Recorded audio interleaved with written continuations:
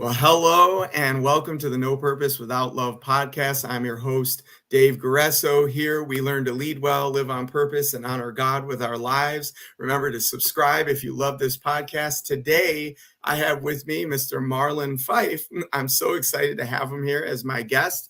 And just as a quick introduction of Marlond, he is a purpose-driven leader in the process of developing an entrepreneurial endeavor known as Elevate Life Group. With over 15 years of experience spanning grassroots to strategic leadership roles within nonprofits, Marlond is passionate about empowering individuals and organizations.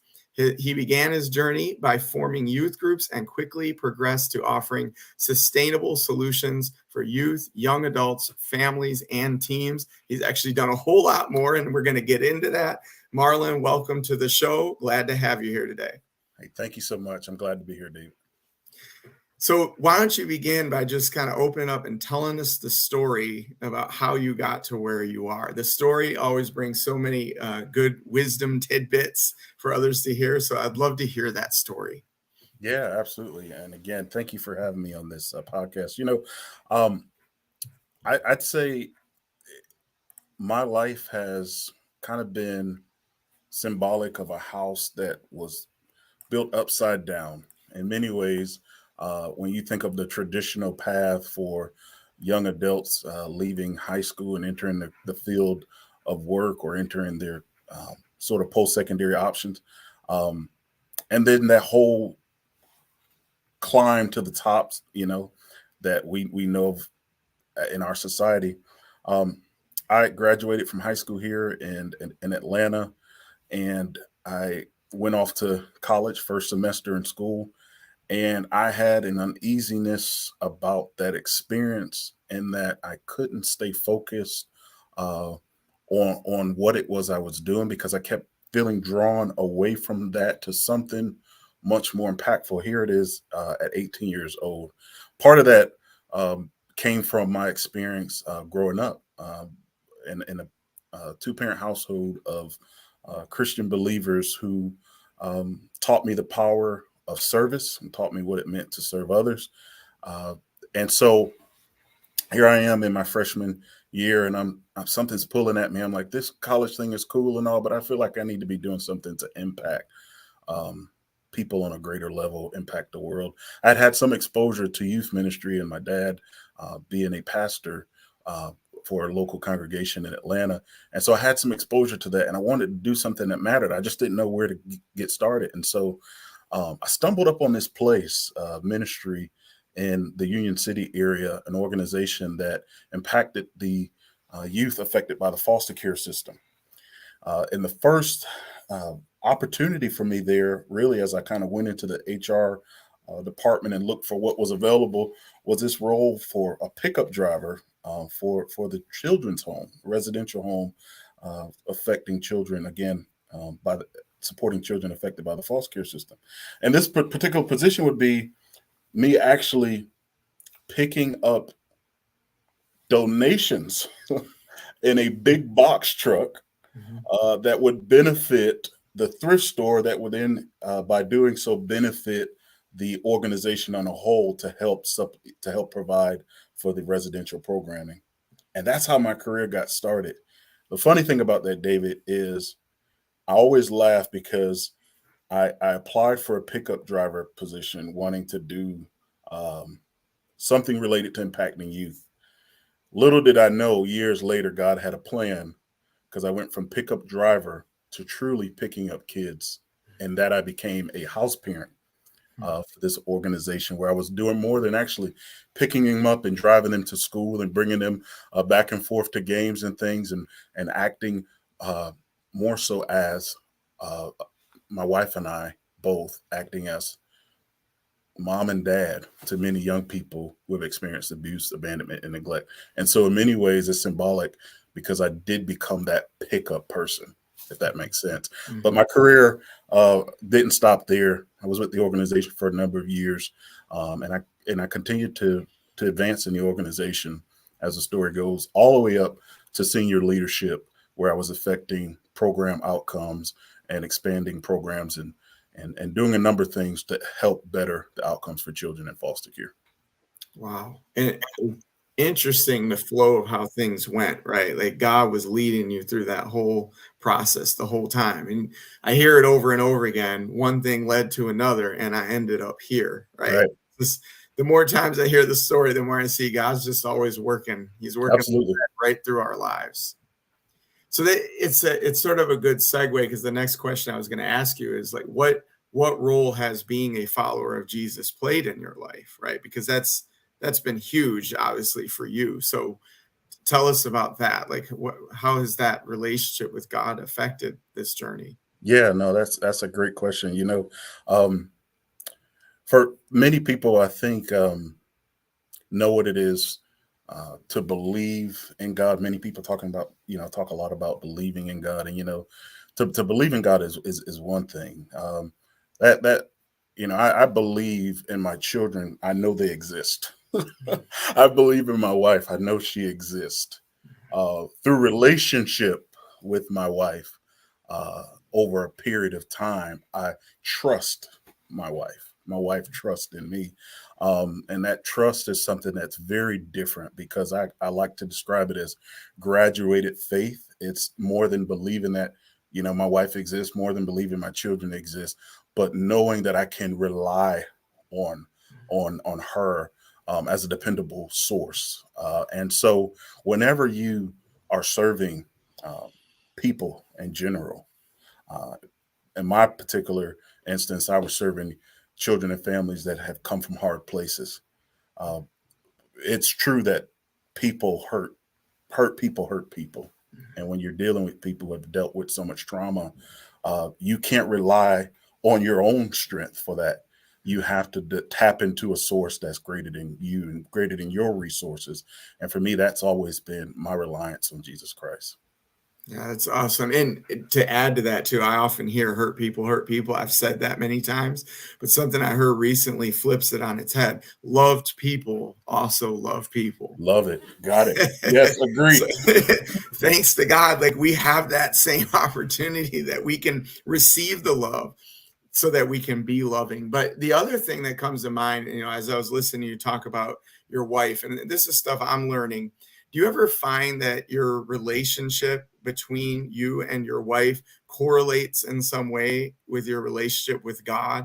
Do you find that he teaches us through that? Oh, absolutely, absolutely. He teaches us so much in that, and even kind of just gleaning from scripture. Husbands, love your wife as Christ loved the church, and like how huge of a responsibility it is, but how awesome that really is to even understand what that love looks like. But then the patience involved in that, and as I love her, and as she loves me, like we are truly reflecting God's love for us, and I have certainly found that to be true. Yeah, absolutely. Well, let's talk about trust for a second, right? Because trust definitely in the context of marriage applies, but also in our relationship with God. Like right now, it feels hard to trust God right now because the world is chaotic. Like just think of everything going on in Israel right now. That's creating a lot of anxiety for people too. I've got a friend in Bangladesh that Mm. reached out, right, and said, there's stuff happening. We're nervous. We're scared. We're feeling the effects of it. An old pastor has friends in Israel right now. Like there's between that and all the other things happening in our nation and the rest of the world right now, it just feels like a lot of unrest, a lot of chaos.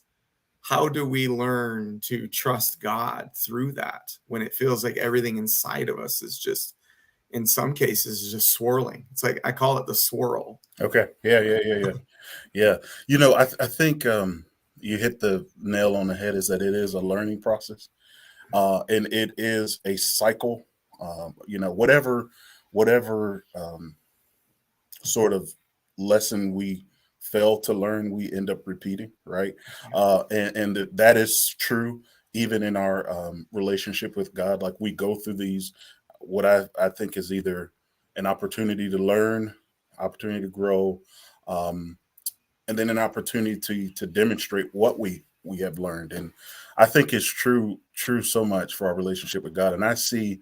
Um, like what other option do we have, right? Like we could look at all the things that are going on, and we can look at all of that and realize how much little we can actually control. And we could spend so much time, I think, and I'm guilty of it, spending so much time trying to figure out something, trying to work something out that I have very little control of. But one thing I can do, like, and it's the most freeing thing I can do, is to relinquish control. And like know, like at the end of the day, like before I was created, like you knew me, before all this was made, you had a plan. And I find, at least for me, I find solace, I find rest in knowing that. And when I'm not doing that, I'm tripping, right? And at the end of the day, I still find that I can't do anything about it either way. What can I do about it other than to realize that there's a plan, um, and there's a purpose, and God's plan ultimately prevails. Yeah, I have a comment here from a LinkedIn user. I can see how hard it is to trust God, but the Bible did tell us it would happen. He said, "Don't fear; He is with us." Absolutely. And I gotta, I know there's more there, but I had to say I was angry at God for a long time, and I feel like just recently I decided, what, I'm done being mad. If He says He's good, Mm, right? If He says He's good, if He says He's going to provide, if He said, "Seek me first," and righteousness, and all these things you're worried about are going to be added to you, then I'm just going to believe Him, because if He's good and He's perfect love, and there is no fear in love, right? Just like the comment says, then I'm going to go ahead and trust that, right? And I think it was you, maybe Marlon, that I had talked to previously that had said something along the lines of like, the more times we see God show up and repetitively, reveal His love and the goodness that He has, the more we learn to sure. trust Him, the Yeah. more we let go of the thing, that control that you're talking about. And so Yeah. I think it's important to see that, right? Absolutely. To see Him continually show up. That's why it's a process. It's a learning. Absolutely. It doesn't happen overnight. And I think the journey, Dave, I think the journey for us as believers, I love that you bring up Matthew 6:33 about seeking first the kingdom of God. The journey for us as believers is to see God, to see the kingdom, right? To see that, like, that's the whole thing. Can we perceive it, right? And can we see it? And then can we actually love what we see? And I think that oftentimes for us, it's a journey of developing a love for what we see in the kingdom, Mhm. because we are conditioned to love what we see in the world. And the Mhm. shift is to love what we see in the kingdom, which it's an upside down type of It situation, is. right? It's the opposite. The way to go up is to go down first, right? Humble yourself so that you would Yeah. be exalted. And we got to love that to Mm. really be kingdom citizens. We can't like hate that, because that's kind of what the kingdom looks like. So Yeah. yeah. I love what you say about loving what you see, because to me, it goes back to gratitude.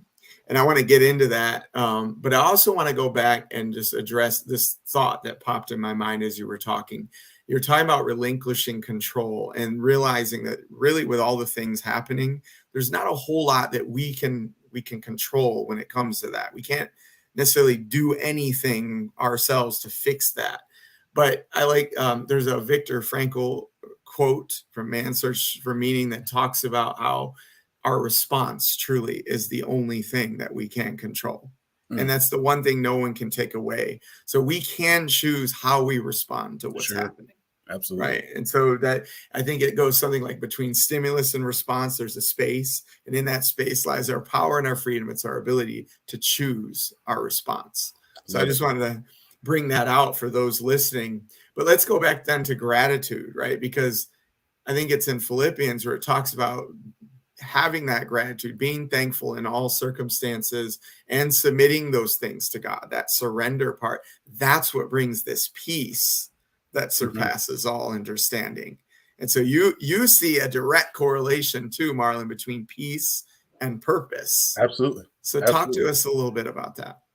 Yeah, wow, that's good stuff, David. I think about anytime I think about peace, I always am drawn to the scripture of a frantic group of disciples on a boat with a teacher and a master named Jesus sleep on the bottom of the boat. Uh, you know, like it's a real cool story found in I believe it's a book of Mark, chapter 4, if I'm not mistaken. But when I think about what those disciples must have been going through while they were in the middle of a storm, a raging storm, and their response in the middle of the storm was a very human response, was to say, a lot's going on here, master. Could you do something about this? Could you calm this storm? Could you fix this chaos around me? And Jesus rises from the bottom of that boat, and he speaks to the wind. The wind obey him. He speaks to the storm. He calms, really, David. He calms the storm inside of them. And they're like, Master, prior to that, Master, do you care that we perish? I mean, the answer is, of course, he cares, right? But the reality is that the chaos around them, they didn't understand that Jesus was operating in his purpose. Like he's more than a miracle worker, right? He's more than he's a teacher, he's a leader, and as a leader, he's leading his disciples to understand what it is to trust in him. And so I like to think that our purpose is directly correlated to our peace. And when we operate outside of our purpose, like we have no peace. When we are doing everything that is opposite of what God called us to do, we're not going to have peace. Now, peace now is not the absence of noise, and that should be stated like very clear, because a lot of people are like, well, I got a lot of noise and chaos going on in my life. Do I have peace? Well, if you have Jesus, you do. If you know that the master's on the boat with you, you do. That's what's going on the outside doesn't have to dictate what's going on the inside. And so peace is not the absence of noise, but it is this assurance that we know that Jesus is on our boat. And for you and I, for your listeners, if we can just recognize that through everything we go through, that Jesus is on the boat with us, our purpose remains the same. Plans may change from time to time. Like man sets his plan. You and I have plans. They have changed a number of times. Even plans I've made in the last couple of months, year, those things have changed. My purpose remains, though, because I know Jesus is on that boat with me. Yeah, it reminds me, I was listening to something with Tim Ross yesterday, and he's talking about how, man plans his way, it's the Lord that guides his steps. So he said, it's my job to make the plans, the Lord's job to laugh at it. There you go. Yeah, sometimes I think that because, we're over here trying to make all these plans, but he's going to go a different way. But another thing that comes to mind too is that you can clearly see the peace is connected to purpose. Purpose is connected to trust. Trust is connected to love. So if I can receive his love, right, then I can learn to trust that. And if I can learn to trust that, I realize he has a purpose for me. And then when I have that purpose, I find that peace, right? Like there's a direct link to all that stuff. Absolutely. Another thing I wanted to bring up is I had this conversation with a group of guys on a devotional prayer meeting this morning, and they were talking about joy. And I think that joy in the context of what I'm going to mention here applies in the same way that we're talking about peace. This type of joy, this type of peace, and you really think that they're both fruit of the Spirit, right? Sure. And if, there's a guy named Bob Yandian, Pastor Bob Yandian, he talked about love being an orange and all the other fruit of the Spirit being the slices in the orange. It all comes back to love in the end. But this joy, this peace, this fruit of the Spirit that we're talking about, it's an inside out thing. Whereas in the upside down world system, it's an outside in. So if I can get all my externals right, then I'll be happy. Then I'll experience joy. But in the upside down kingdom that Jesus is talking about, no, it happens from the inside out. So that means no matter what's happening on the outside of me, the joy, the peace still reigns within me. That's right. Because the kingdom reigns within me. That's right. And he's the source of that.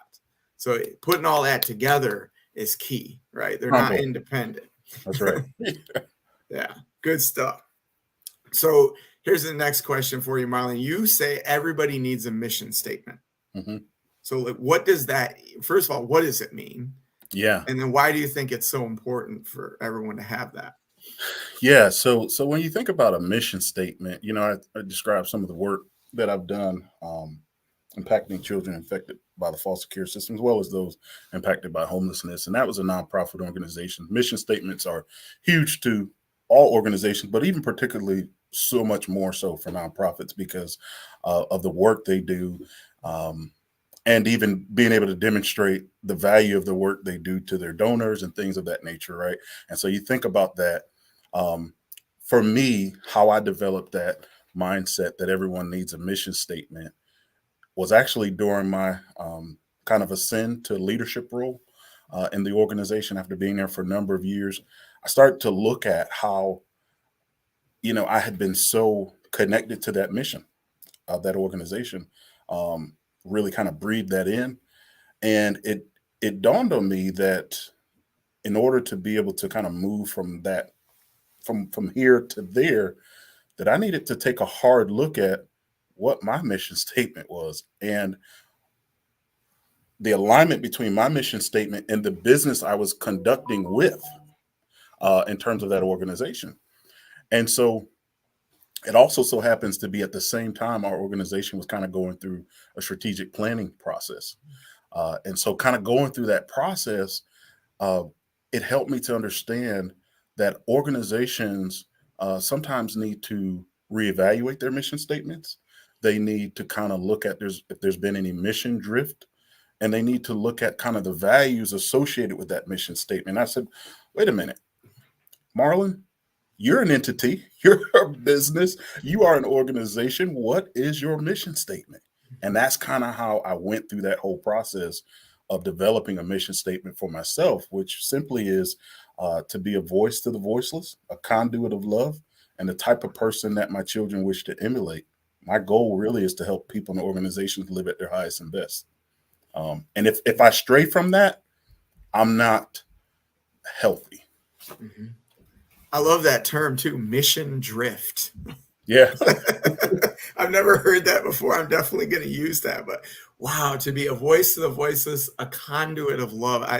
That just immediately struck me. That's like, how did you come up with that? Like that couldn't like, was it a long process for you? It was like it was like a month or so, a little more than a month. But I just start really fleshing out what my values were, and start to really think about what my values were. Who am I? Who's the type of person I'm becoming? And then you have to start listening and looking at what some trusted people in your life say about you and what value they believe you bring, and you have to take that in. And kind of just do a good evaluation of where you are, where you want to go, and what value you provide that no one else provides. So you being that distinct entity, so to speak, that only you can provide that service to. And then the idea of staying true to that and how you make all your decisions, right? Like Mm-hmm. that's the whole purpose of a mission statement is like you got to stay true to that in terms of what decisions you make.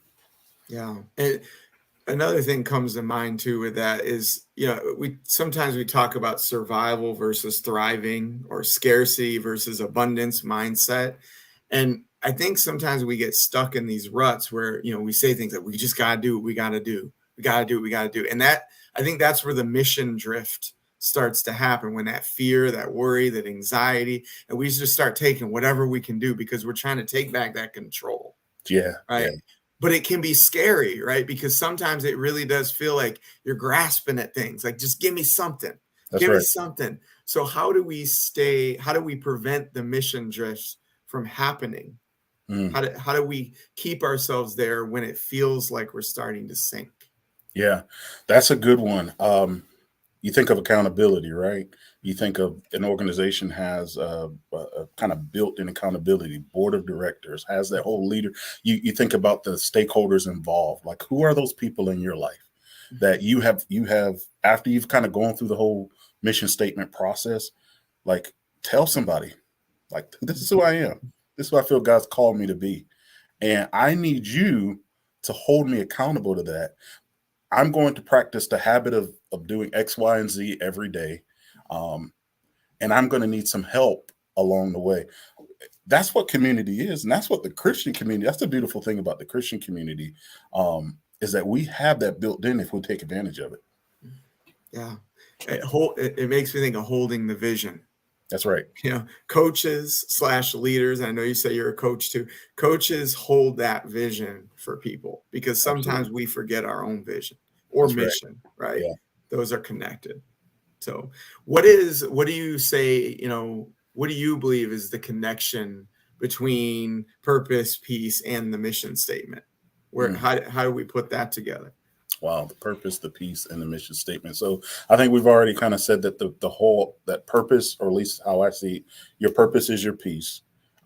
When you're not operating in your purpose, like, don't expect to be at peace, right? And then when we look at the mission statement, the idea that it's sort of this guiding, I don't know if tool, light, maybe. I was thinking light. Yeah. I have a thing with lighthouses. It's that guidance and decision making, right? And then it's like, how do I track? Like, even in our, you look at organizations, how do they track that they're successful? How they're setting goals and things like that. But even your own life, how do you track that you're staying on course? Like, there should be some evidence of that, right? And it should be measurable. And so that's kind of what I see. Okay. Let's shift the conversation a little. So you're also a husband, father, right? You mentioned that earlier. Whenever I see folks that bring a lot of wisdom in those areas, I like to highlight that in this podcast, because I think it's our marriage is the number one representation of our relationship with God. Like, it's just so important. And unfortunately, especially for us guys, a lot of times when we talk about mission and conquering, we love that stuff, and that's great. That's how we're wired as men. But sometimes we let that stuff rise above that which matters most, and that's that love for our wives, for our kids. And you see so many divorces and failed fathers, whatever, even mothers, like, all this stuff's happening too. And so I like to bring out that wisdom. So share some of your wisdom about, like, what does it mean to be a great father? What does it mean to be a great husband to you? Wow. So I think, so this, but for your listeners, over the last year or so, I've been on a journey that started out, really, David, as really was supposed to be a short sabbatical. And that short sabbatical turned into way longer than I anticipated. I resigned from the organization that I referenced earlier, really to have time for reflection, have time to support some family needs, and then to relaunch and to redeploy back into the workforce, back into the marketplace. But during that time, our family sat down. I set my family down, and I said, we are going to talk about what our family values are. In fact, we're going to draw up our family values. And everyone's gonna share in that, because if we're going to live this out, we're going to have everyone kind of partake in that whole, how do we develop what those are, so that we can know that we're staying on task. And I have a 7-year-old, a 10-year-old, and now a 4-month-old. And then, of course, my wife, and who I've been married to for 14 years now. And we went through that process of writing our family values, in which, whenever we're having discussions of things, of challenges that we're having, we kind of look at how whatever's going on, whether it's a behavior, whether it's a mindset, how does this line up with the values we set for us as a family? For me, as a dad, I offer to my kids an example of what a loving father looks like. I'll never forget when my child, who's now 10, was 2 years old.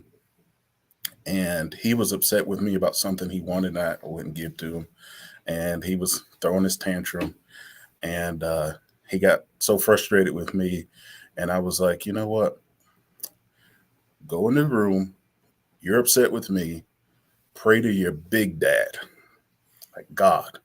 I've been teaching them how to pray, saying their prayers like pray to him. And over time, now, when he's frustrated about whatever it is, he knows, like if I can't get through to this guy here, I can talk to my heavenly Father about whatever it is that I'm going through. Because ultimately, David, my role as a dad and as a father is to lead them to the Father, because I am not going to be here forever. And so I want them to know that they have a father they can talk to at all times. I want them to know that they have a father who will never leave them, will never forsake them. I want them to know that I am imperfect, but God is perfect. There's no shadow of turning with him. So ultimately, my role as a dad is just to steward these young boys, and help them become young men, and to turn them over to God, right? Because his plans for them are better than any thoughts or plans that I have for I wrote my 10-year-old a letter the other day, and I was just saying, as much as I want to communicate my love to you, I said, I fall short in trying to communicate my love to you, and I can't compete with God's love for you. So I'll just leave it at that God's love for you is greater than my love for you.